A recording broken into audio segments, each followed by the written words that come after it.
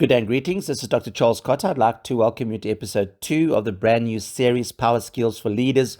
You'll recall from episode 1, we focused on the conflict resolution styles and also how to apply those styles to the 5-step conflict resolution process. The learning thrust of episode 2 is then initially to look at the fundamental difference between management and leadership, and in particular to look at the key concepts of transforming towards a leading manager. And then also I'd like to conclude this video by navigating you through the 7 E's, the so-called leadership development pathway, the leadership journey, and hopefully this resonates with your own leadership pathway. And certainly this will stand you in good stead in terms of cementing your leadership legacy. You'll recall from episode 1, in which we focused on conflict resolution, that this is a brand new series, and of course by design, it's there to empower and to equip managers with some of the core leadership behavioral competencies to transform to a leading manager. So you have the positional power, legitimate power. You have reward power. We know as leaders, we do give performance bonuses. We offer incentives, promotions, favorable work assignments. But also the unpleasant part of the life and work of a leader is you have to exercise coercive power. Sometimes you need to take disciplinary action against dysfunctional behavior, ill discipline, etc., etc. So just take note of some of the key words there. I think we can't ever exclude direction from leadership. So when you talk about a leader, somebody that provides direction, somebody that has a clear vision, somebody that has the ability to articulate that vision in a very compelling, very inspirational manner. And I think, Hilton, you will love this because you picked this up. Everything that a leader does is geared towards the achievement of goals and objectives. That is the number one priority on your leadership agenda.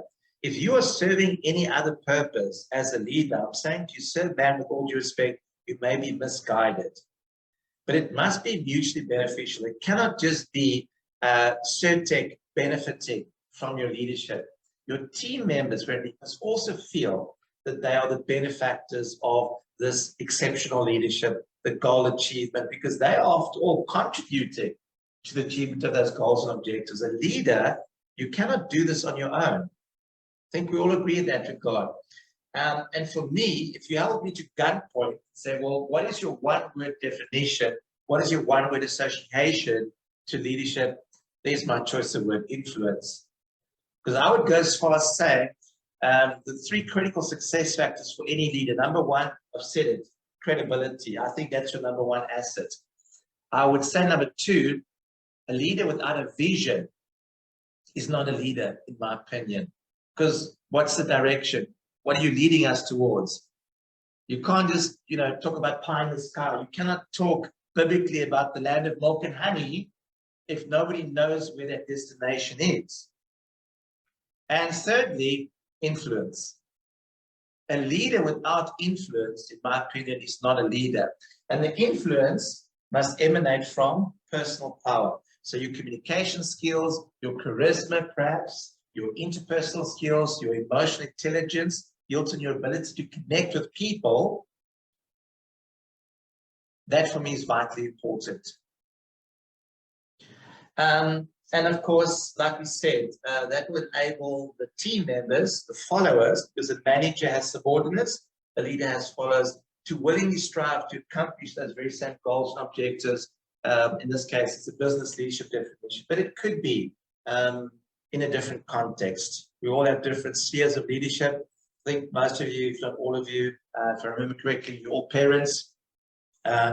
So in your personal capacity, what I appreciate about leadership is it's versatile, and these very same leadership skills are very portable. So you don't just distinguish yourself in a business leadership context. You could also distinguish yourself as a husband, as a wife, as a father, as an older brother, as a mentor, as a coach. There are many opportunities where you can distinguish yourself as a leader. But these very same leadership principles, I think you'll agree with me, are extremely portable and versatile. So I want us to, without hopefully opening up a can of worms, I want us to explore whether there is a difference between management and leadership. And maybe as a kickstart to this, I'd like to start with a quote. Now, I want to check with each of you whether you agree or disagree with the quote. So the quote reads as follows. When I talk to managers, I get the feeling that they are important. However, when I talk to leaders, I get the feeling that I am important. My side then, I think, which would be a good summary, just from a development perspective. So I've crafted, this was back 2018, the 7 E's of the leadership development pathway. So I believe there are 7 process steps in this journey, this leadership journey towards actualizing towards a leading manager. And I think we did agree, Daniel, it does start with a leader creating a vision. So the corresponding E that I suggested here is that you need to be enlightened. Once you've crafted that vision, I think we'll agree that to get that sense of ownership, to get that buy-in from your followership, you need to articulate that vision in a very compelling, very inspirational manner so that you can facilitate that buy-in. And therefore, it requires you to be very eloquent. We know that some of the most prominent leaders, not just in business, but in all spheres of life, they've been excellent orators. They've been very powerful communicators, and they're able to use emotive words, and they get people passionate, and they get them excited. And of course, that creates that followership where people can then collectively pursue the achievement of that vision. So we know that the prominent leaders, they're not only fantastic orators, but they're also very, very good connectors. They are able to exercise that positive influence. And again, there's that key word for me, positive and constructive influence. So Daniel, they are excellent engagers. They connect with people, they engage way beyond communication, Milton. It's not just paying lip service. It's not just about being very good as a spin doctor, because if leadership was defined as public relations or spin doctoring, then all of them would be exceptional leaders. So they're very good with words, but can they translate those words into actions? I think that's very important. That's almost a bridge then between the vision and, of course, the action. We know that things don't always go according to the plan, Daniel. The wheels come off. Sometimes there is disappointments, there are letdowns. So we need to guide, we need to motivate, we need to support our followers in the pursuit of the achievement of that vision, and therefore we need to be an encourager. Things go wrong. Life happens, Veronique. Leadership happens, work happens, and you need to be there to support your team, to guide them, to pick up the pieces where there is disappointment, where there is failure, worst case scenario. But hopefully it's not epic failure, because you will be there to encourage your team members to continue. We said it, Ian, from the outset of the session this afternoon. We need to serve as a role model to our followers, so we need to be ethical. That's almost not negotiable. Not just work ethics, but also the integrity that we spoke about, the respect. All of these are important values. We said it, Veronique, we need to nurture and develop our team members, so we need to be an empowerer. So I think it's good that we've got skills like coaching and delegation. We know especially those are drivers of creating, Daniel, that independence, where you can cut the apron strings, Veronique, where you can create an autonomous, self-directed, self-motivated team so that you can be a delegator. You can shift from coaching to delegating. And we know, Ian, during times of change, we need to somehow step up from being a change manager to change leader. So being a driver and being an agent of change. So we often say you need to be an energizer, because think about what people are going through right now. Hilton spoke about it in a different context. People are suffering from burnout. People are suffering from high levels of stress. People are going through depression, sometimes silent depression. So they don't share it with anybody. They don't open up. There's no transparency. And if you don't have the ability yet as a leader to get to know and understand your people and to cut through that noise, to cut to the chase and recognize Hilton has been behaving out of character the last 2-3 weeks. There's obviously something wrong. Let me sit down with him. Let me have a critical conversation with him. Let me interrogate. Let me delve. Let me probe. Let me try to get to the source, the root cause of the challenges that he's confronted with. That's what exceptional leaders do.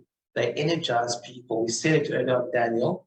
Management especially the psychopathic management, they polarize. Leadership, we energize. And there's a fundamental difference between the two. Does this leadership pathway, does it resonate with your leadership journey? Firstly. Secondly, have you perhaps overlooked any of the process steps? You reflect on your leadership journey. And let's be honest, there's been highs, there's been lows. Does this accurately reflect your leadership pathway, your journey? This is Dr. Charles Cotter signing out. I'd like to say thank you for your time, investment, and support in viewing episode 2 of my brand new YouTube learning series titled Power Skills for Leaders, which we focused on looking at the fundamental leadership concepts, but also navigating you through the 7-step leadership development pathway, also referred to as the 7 E's. I'd also encourage you at this point to subscribe to my YouTube learning channel. Also click on the notify bell to receive notifications and alerts of upcoming episodes. You'll see the very next episode, episode 3, will focus on emotional intelligence, and in particular, the 5 emotional intelligence competencies which we all need to equip ourselves with as effective leading managers. And then also you'll see that there are a number of other key competencies that I will be focusing on in subsequent episodes. Also, I'd encourage you to support my social media presence. You'll find me on LinkedIn, you'll find me on Twitter, on Facebook, and more recently I've created an account both on TikTok and also Instagram. I'd appreciate a follow in that regard. I certainly will reciprocate. And if you have any questions, comments, or feedback, please feel free to post those either in the comments box, or you're welcome to send me an email if you have a more specific question.